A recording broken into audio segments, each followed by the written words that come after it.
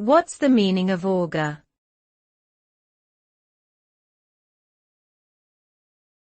Augur.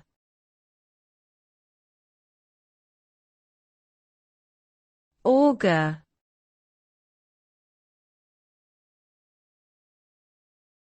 Augur.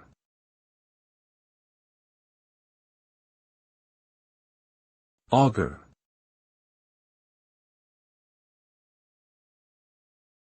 The verb augur typically means to predict or foretell a future event or outcome, often based on signs or omens.